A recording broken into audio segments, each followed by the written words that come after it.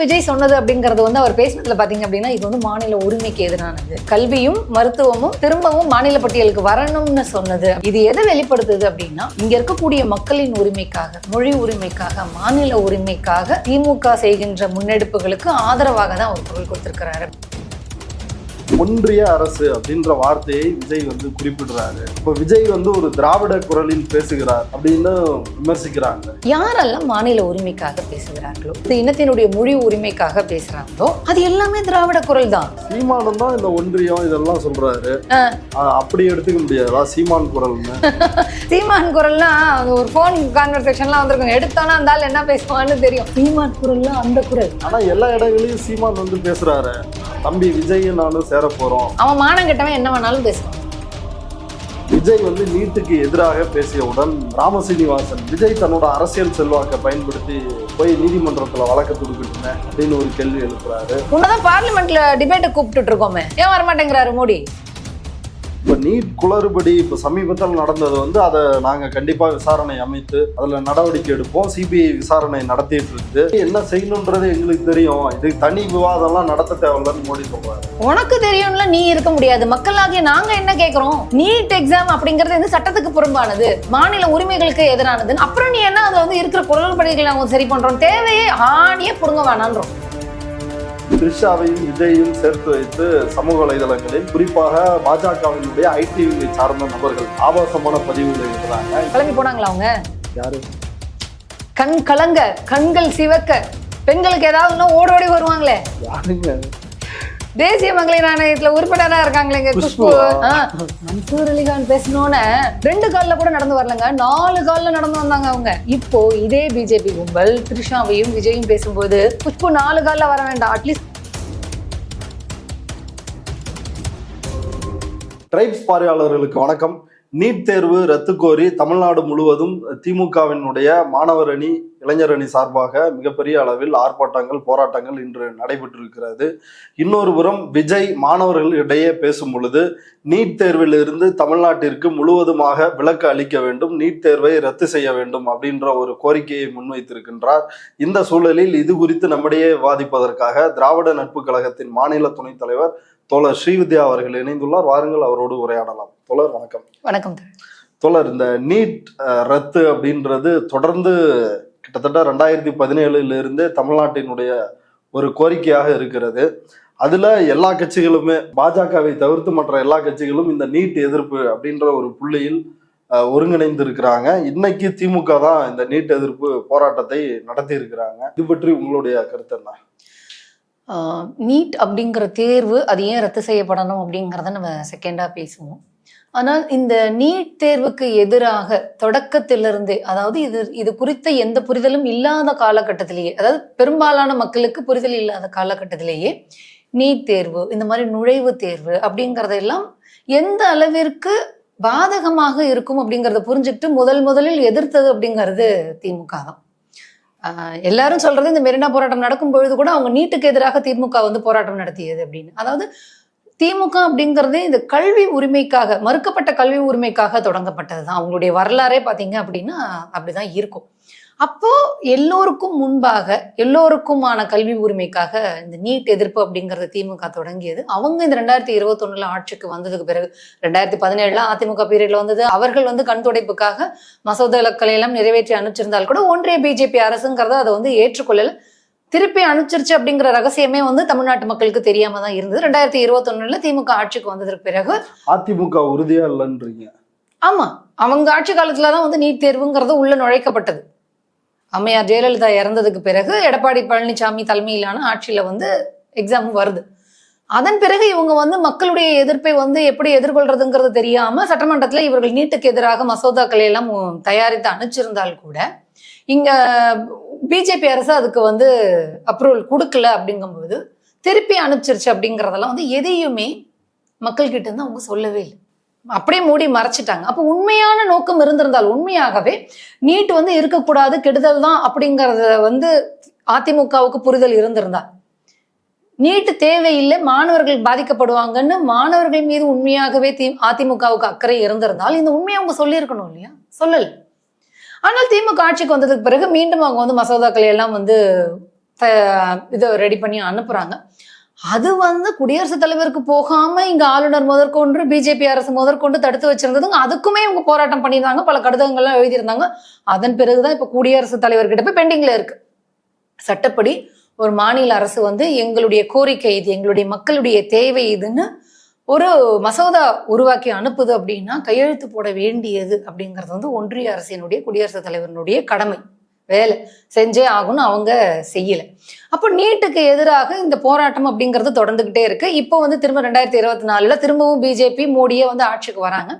இப்ப எல்லாரும் வந்து கூட நாடாளுமன்றத்துல வந்து ஆராசா சொன்னாரு, 2 முறை நாங்க வந்து நிறைவேற்றி அனுப்பணும், நீங்க அதை ஒரு மலம் துடைக்கும் காகிதம் மாதிரி நினைக்கிறீங்க, அதுக்கே நீங்க ஒப்புதல் தரமாட்டீங்கன்ற வரைக்கும் பேசியிருந்தாரு. அவர் கேட்கறது கரெக்ட் தானே. அந்த அந்த சொற்கள் வந்து நமக்கு என்னடா அப்படிங்கிறது இருந்தாலும் கூட உண்மை அதான. ஒரு மாநிலம் அனுப்புது அப்படின்னா அந்த மாநில மக்களுடைய ஒட்டுமொத்த குரலா தானே அனுப்பிச்சிருக்கிறாங்க.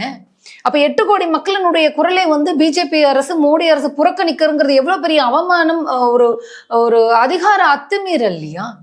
அப்ப மக்களை நீங்க மாநில மக்களை எந்த அளவுக்கு மதிக்கிறீங்க அப்படிங்கிறது தெரியல. நீங்க மதிக்கவே இல்லை, 2 தடவை மசோதா அனுப்பிச்சு நீங்க கையெழுத்து போடலன்னா அப்போ இந்த மாநில மக்கள் உருவாக்கி கொடுத்த அனுப்பிய மசோதாவை நீங்க மதிக்கலன்னா அந்த காகிதத்தை நீங்க அப்படித்தானே நினைக்கிறீங்கன்னு அர்த்தம். அது எவ்வளவு வலி நிறைந்த சொற்கள் அது. இப்ப என்னுடைய குரலை வந்து ஒன்றிய அரசு மதிக்கல, கன்சர்ன் பண்ணல அப்படின்னா அது எனக்கு எவ்வளவு பெரிய மன உளைச்சல், ஒரு அவமானத்தை ஏற்படுத்தும். எனக்கு இங்க உரிமை இருக்குல்ல, நான் ஒரு இந்த நாட்டினுடைய பிரஜை இல்லையா, நான் ஓட்டு போடுறேன்ல. அப்போ நீங்க அதை புறக்கணிக்கிறீங்க அப்படிங்கிறது எப்படி இருக்கும்? அப்போ அதை தொடர்ந்து வந்து திமுக வந்து எப்பெல்லாம் வாய்ப்பு கிடைக்குதோ இதற்காக பல கடிதங்களை வந்து குடியரசுத் தலைவருக்கும் எழுதியிருக்கு, பிரதமருக்கும் எழுதியிருக்கிறாங்க. இப்ப நாடாளுமன்றத்துல வந்து திரும்பி மோடி ஆட்சி அமைஞ்சதுக்கு அப்புறமா எதிர்கட்சி தரப்புல இருந்து ராகுல் காந்தி முதற்கொண்டு எல்லாருமே நீட் எக்ஸாம் எதிர்த்து பேசிட்டு தான் இருக்காங்க. அதற்கு முழுசா கொடுமை என்னன்னா, ராகுல் காந்தி நாடாளுமன்றத்துல கேட்கிறாரு பிரதமர் மோடிய, விவாதத்துக்கு வாயா அப்படின்னு சொல்லிட்டு வரமாட்டேங்கிறாரு. நீட் எக்ஸாம் இல்ல, அதுதான் இப்ப நீட் குளறுபடி இப்ப சமீபத்தில் நடந்தது வந்து அதை நாங்க கண்டிப்பா விசாரணை அமைத்து அதுல நடவடிக்கை எடுப்போம், சிபிஐ விசாரணை நடத்திட்டு இருக்குது. இதை தாண்டி என்ன செய்யணும்ன்றது எங்களுக்கு தெரியும், இது தனி விவாதம் எல்லாம் நடத்த தேவையில்லன்னு மோடி சொல்றாரு. உனக்கு தெரியும்ல, நீ இருக்க முடியாது. மக்களாகிய நாங்க என்ன கேட்கிறோம், எங்க குரல்ல பிரதிபலிக்கிறதுக்கான எதிர்கட்சி அங்க உட்காந்துக்கிட்டு இருக்கு. நாங்க நீட் எக்ஸாமே வேண்டாம்னு சொல்றோம், அதுக்கு பதில் சொல்லு, அதை பத்தி வந்து பேசு. முறைகேடுகளை சரி செய்வோம் அப்படின்னு சொல்ற, நீட்டுங்கிறதே ஒரு முறைகேடு அப்படிங்கறது தாங்க வந்து இப்போ நீட்டில் அந்த எக்ஸிகியூஷன்ல முறைகேடுங்கிறது, நீட் எக்ஸாமே ஒரு முறைகேடு, அதை பத்தி உரையாடவாயா, அதை பத்தி விவாதம் பண்ணவாயான்னு ராகுல் காந்தி கூப்பிடுறாரு, மோடி வரமாட்டேங்கிறாரு. உண்மையாகவே நேர்மை இருந்திருந்தால் நீட் எக்ஸாமே இவர்கள் வந்து ஆராய்ச்சி செய்து மாணவர்களுக்கு பயனளிக்கக்கூடியது அப்படிங்கறத ஒரு கான்பிடன்ட் அவங்களுக்கு இருந்ததுன்னா, நேர்மை இருந்ததுன்னா விவாதத்துக்கு வர வேண்டியது தானே. நீட் எக்ஸாம் அப்படிங்கறதே ஸ்கேம் அப்படிங்கறதே இப்ப ரீசெண்டா போன வாரம் கூட வாய்ஸ் ஆஃப் டிஎன் வந்து நடத்துச்சு, ஒரு கருத்தரங்கம் நடத்துச்சு. அதுல புட்டு வைக்கிறாங்களே, நீட் எக்ஸாம் அப்படிங்கறது வந்து சட்டத்துக்கு புறம்பானது, மாநில உரிமைகளுக்கு எதிரானதுன்னு. அப்புறம் நீ என்ன அதுல வந்து இருக்கிற குரல்படிகளை நாங்க சரி பண்றோம், தேவையே ஆணியே புடுங்க வேணான்றோம், நீட் எக்ஸாமே வேணான்றோம். அதுல வந்து தவறு நடந்து விட்டது, சரி பண்ணோம், அதெல்லாம் நாங்க கேட்கல. நீட் எக்ஸாம் வேணாம், அதுக்கு பதில் சொல்லவா அப்படின்னு சொல்லி நம்ம கேட்டுக்கிட்டு இருக்கோம். இப்போ இதை ஒட்டி இன்னைக்கு வந்து திமுக அரசு தமிழ்நாட்டுல வந்து போராட்டத்தை அறிவிச்சு அவங்க போராட்டம் பண்ணியிருக்கிறாங்க, இளைஞர் அணியும் மாணவர் அணியும். இப்போ இன்னைக்கு நீங்க கேட்ட மாதிரி விஜய் வந்து ஒவ்வொரு தொகுதியிலையும் இருக்கக்கூடிய மாணவர்கள், டாப் 3 மாணவர்களுக்கு வந்து கல்வி உதவித்தொகை கொடுக்குறாரு. அந்த நிகழ்ச்சியில வந்து விஜய் பேசினது அப்படிங்கிறது வந்து ரொம்ப மகிழ்ச்சியாவே இருக்கு. நீட் தேர்வு இன்னும் ரத்து செய்யப்படலை, அதற்கான போராட்டங்கள்லாம் இருக்கு. அதே மீறியும் ஏன் வந்து ஒரு சாமானியரா எனக்கு ஒரு மகிழ்ச்சி வருது அப்படின்னு சொன்னா, இங்க இருக்கக்கூடிய கட்சிகள் எல்லாமே மக்களுடைய உரிமைக்காக, மக்களுடைய வாழ்வாதாரத்திற்காக, வளத்திற்காக, அவர்களுடைய எதிர்காலத்திற்காக, இந்த மாநில உரிமைக்காக, மாநிலங்களுடைய வளர்ச்சிக்காக குரல் கொடுத்தால் அது எவ்வளவு சந்தோஷமா இருக்கு. இங்க இருக்க கட்சியெல்லாம் நீட்டை எதிர்க்குதுப்பா, மக்களுடைய குரலை மதிக்குதுப்பா, அதற்காக போராட்டம் செய்யுது, அதற்காக குரல் எடுப்பது அப்படின்னா எவ்வளவு மகிழ்ச்சியா இருக்குல்ல. அந்த அடிப்படையில நான் ஃபர்ஸ்ட் இதை நான் வந்து பாக்குறேன். பிளஸ் வந்து விஜய் சொன்னது அப்படிங்கிறது வந்து அவர் பேசினதுல பாத்தீங்க அப்படின்னா, இது வந்து மாநில உரிமைக்கு எதிரானது, கல்வியும் மருத்துவமும் திரும்பவும் மாநில பட்டியலுக்கு வரணும்னு சொன்னது அப்படிங்கறதெல்லாம் வந்து பாராட்டுக்குரியது, ரொம்பவே வந்து சந்தோஷமாவும் இருக்கு. இது எதை வெளிப்படுத்துது அப்படின்னா, இங்க இருக்கக்கூடிய மக்களின் உரிமைக்காக, மொழி உரிமைக்காக, மாநில உரிமைக்காக திமுக செய்கின்ற முன்னெடுப்புகளுக்கு ஆதரவாக தான் அவர் குரல் கொடுத்திருக்கிறாரு அப்படின்னு பாக்குறேன். ஏன்னா அவர் சொல்றாரு, மாநில கல்வியில படிச்சவங்க, மாநில மொழிகள்ல படிச்சவங்களை வந்து நீ NCERT கொண்டு வந்து எழுது அப்படிங்கிறது எதிரானது அப்படின்னு சொல்லும் போது, அப்போ திமுக ஸ்டாண்ட் என்னெல்லாம் எடுக்குதோ கல்வி உரிமை சார்ந்து, வேலைவாய்ப்பு உரிமை சார்ந்து, மொழி உரிமை சார்ந்து, மாநில உரிமை சார்ந்து திமுக என்னெல்லாம் ஸ்டாண்ட் எடுக்குதோ அதே ஸ்டாண்டை தான் விஜயும் எடுத்திருக்கிறாரு. இவங்களுடைய இந்த ஸ்டாண்டுக்கு ஆதரவா விஜய் நிக்கிறாரு அப்படிங்கறதான் நான் புரிஞ்சுக்கிறேன். அதனால எனக்கு ரொம்ப மகிழ்ச்சியா இருக்கு. ஓகே, இவர்கள் எல்லாம் மக்களுக்காக குரல் கொடுப்பார்கள், இந்த மாநிலத்திற்காக குரல் கொடுப்பார்கள் அப்படின்னு நான் பாக்குறேன். அதனால எனக்கு ரொம்ப சந்தோஷமாவே இருக்கு, நான் வரவேற்கிறேன். ஆக்சுவலா இதுல மிக முக்கியமா விஜய் என்ன சொல்றாரு அப்படின்னா, திமுக அரசு, தமிழ்நாடு அரசு நீட் தேர்வுக்கு எதிராக மசோதாவெல்லாம் அனுப்பியிருக்கு, தனி தீர்மானமும் இப்ப நிறைவேற்றி இருக்கிறாங்க. அதற்கு நான் முழு ஆதரவே அளிக்கிறேன், மனப்பூர்வமான ஆதரவை அளிக்கிறேன் அப்படின்னு அவர் சொல்லியிருக்கிறார். ஏன்னா இப்பதான் அவர் கட்சி ஸ்டார்ட் பண்ணியிருக்கிறாரு, இன்னும் அவங்க இன்னும் கொள்கை விளக்கமே கொடுக்கல. ஆனால் ஒரு ஆளும் அரசுக்கு அவர்கள் எடுக்கக்கூடிய அந்த நடவடிக்கைக்கு முழு மனதோடு ஆதரவு அளிக்கிறேன் அப்படின்னு சொல்றது அப்படிங்கறது அவருடைய மக்கள் மீதான நலன் அப்படிங்கறது எனக்கு புரியுது. திமுக அரசுக்கு அவங்க எடுக்கிற ஸ்டாண்ட்ல இவர் இருக்கிறாருங்கிறது எனக்கு புரியுது. அப்படிங்கும்போது ரொம்ப சந்தோஷமா இருக்கு. இப்ப இதுல முக்கியமா ஒரு விஷயம், ஒன்றிய அரசு அப்படின்ற வார்த்தையை விஜய் குறிப்பிடுறாரு. அப்ப விஜய் ஒரு திராவிட குரலில் பேசுகிறார் அப்படின்னு விமர்சிக்கிறாங்களே. யாரெல்லாம் மாநில உரிமைக்காக பேசுகிறார்களோ, யாரெல்லாம் இன உணர்வுக்காக, இன உரிமைக்காக, அந்த இனத்தினுடைய மொழி உரிமைக்காக பேசுறாங்களோ அது எல்லாமே திராவிட குரல் தான். அப்ப விஜய் திராவிட குரல் தனியா எழுப்புறாருன்னு இல்ல, அவர் திமுக குரலை எழுப்புறாரு, திமுக ஆதரவா இருக்காங்க. ஒன்றியம் இதெல்லாம் சொல்றாரு, அப்படி எடுத்துக்க முடியாதா சீமான் குரல்னு? சீமான் குரல் ஒரு மோசடி குரல், சீமான் குரல் தண்ணி குரல். சீமான் குரல்னா ஒரு போன் கான்வர்சேஷன்லாம் வந்திருக்கும், எடுத்தோன்னா அந்த ஆள் என்ன பேசுவான்னு தெரியும். சீமான் குரல்லாம் அந்த குரல். ஏங்க, கோவில் கருவறைக்குள்ள தமிழன் போகணுங்கிற அவசியம் இல்லை, தமிழ் போனா போதும் அப்படின்னு பேசினால்தானே அந்தால பிஜேபிக்கு ஓட்டு போடுங்கன்னு போய் ஓட்டு போறதுக்குனவர் தானே சீமானு. எங்க சீமான் அப்படிங்கிறவர் காலையில ஒண்ணு பேசுவார், மத்தியானம் ஒண்ணு பேசுவார், அது ஈவினிங் ஒண்ணு பேசுவார், ராத்திரி ஒண்ணு பேசுவார். அவர் பேசுறதுல அவரே விச்சான் பண்ண முடியாத நிலைமையில தான் அவர் இருக்கிறாரு. அதனால நீங்க தயவு செய்து சீமானையெல்லாம் இதோட பேசி இந்த ஒரு ஒரு கொள்கை இருக்கு இல்லையா, இந்த மாநில உரிமை, மக்கள் உரிமைன்னு ஒரு கொள்கை இருக்கு இல்லையா, அது மேல களங்கத்தை பூசிடாதீங்க. 2026 நானும் என் தம்பியும் கூட்டணி வைக்க போறோம் அப்படின்லாம் பேசிட்டு இருக்கிறாரு. அந்த கட்சியினுடைய கொள்கை பரப்பு செயலாளர் சாட்டை துரைமுருகன் அவரும் அதே மாதிரி இந்த மாதிரியான கருத்துக்கள்லாம் வச்சுட்டு இருக்கிறாரு. இந்த 2 வாய் தானே விஜய்க்கு எதிராக எவ்வளவு பேசிச்சு. எதை வைத்து என்னுடைய தம்பி, இஸ்லாமியர்களும் கிறிஸ்தவர்களும் சாத்தானின் பிள்ளைகள், அவர்களிடம் மிக கவனமாக இருக்க வேண்டும் கொள்கை புத்தகமே அடிச்ச சீமான் அந்த கட்சியில இருக்கக்கூடிய கொள்கை பரப்பு செயலாளரா சாக்கடை துரைமுருகன் இவங்கெல்லாம் இன்னைக்கு எங்க அண்ணன், என் தம்பி என் கூட வந்துருவாங்க. வெக்கமா இல்லையாடா உங்களுக்குலாம்? அசிங்கமா இல்லையா உங்களுக்குலாம்?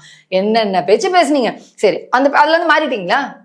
அதாவது ஓகே, அரசியல் காலம் காலமாக போகும்போது ஒருத்தர் எடுக்கக்கூடிய ஸ்டாண்டை பொறுத்து ஆதரவு நிலைப்பாடு, எதிர்ப்பு நிலைப்பாடு எல்லாம் வரும். நீங்க தனிப்பட்ட முறையில விஜய் அட்டாக் பண்ணி பேசிட்டு இருந்தீங்க இது வரைக்கும். அடிக்கிற அடியில வந்துடக்கூடாதெல்லாம் உங்க சீமான் பேசினால. இன்னைக்கு தம்பி நாங்க அவர் சொன்னாரா, விஜய் என்னைக்காவது சொன்னாரா குடிப்பெருமை கொலை, பொண்ணுங்களை கொலை பண்றது குடிப்பெருமை கொலை, இந்த குடி பொண்ணு அந்த குடி பொண்ணு கிட்ட போச்சுன்னா அந்த குடும்பமே நாசமாயிடும் விஜய் என்னைக்காவது சொல்லி இருக்கிறாரா? வெக்கமா இல்லையாடா? லேப் டெஸ்ட் பண்ணிட்டு இருக்காரா விஜய்? நான் கேட்கிறேன், கட்சி ஆரம்பிச்சு யார் தமிழர்கள் யார் தமிழர் இல்லைன்னு லேப் டெஸ்ட் பண்றாங்களா? யாருடைய பிறப்பையாவது இழிவுபடுத்தி விஜய் பேசியிருக்காரு? இவங்க 2 பேரும் கூட்டணி வைக்க வாய்ப்பு இல்லை. ஏங்க, வைக்கவே மாட்டாங்க. சீமான் உட்பட அந்த கட்சியின் கொள்கை, அந்த கட்சியில இருக்கவங்க எல்லாருமே என்ன பண்றாங்க? லேப் டெஸ்ட் எடுத்துக்கிட்டு இருக்காங்க, பிறப்பை இழிவுபடுத்திட்டு இருக்காங்க. மத்தவங்களோட பிறப்பெல்லாம் அந்த பிறப்பை சீமான் பேசுறாரு. அவன் விஜய் நானும் சேர போறோம், அவன் மானம் கெட்டவன் என்ன வேணாலும் பேசுவாங்க. ஏங்க, அவன் என்னைக்காவது பேசினதுல ஸ்டாண்டா நின்றுருக்கானா? உறுதியா நின்றுருக்கானா? இருந்தாலு எங்க கொள்ளையில பொம்பளைங்களை வச்சுக்கிறதுக்கே பழகிறதுக்கு அப்படின்னு அவன் பொண்டாட்டி சொன்னதா இவனே தான் சொன்னான். என்ன சொல்றான்? நல்ல ஆத்தா அப்பனுக்குன்னு. மத்தவங்க பிறப்பை இழிவுபடுத்துறதுக்கு நீ யார்? எங்க ஒரு பிறப்பை இழிவுபடுத்துற கும்பலோட விஜய் போய் சேருவாரா? பிறப்பை இழிவுபடுத்துவது அப்படிங்கிறது பெண்களை இழிவுபடுத்துவது, அந்த இடத்தோட அந்த கும்பலோட, அந்த சோம்பி கும்பலோட விஜய் போய் சேருவாரா? ரொம்ப சிம்பிள்ங்க, இவங்க இதாங்க பண்ணிட்டு இருக்காங்க, அப்புறம் எப்படிங்க போய் சேருவாரு? அதனால ஐயோ வெக்கமா இல்லையா, அசிங்கமா இல்லையாடா?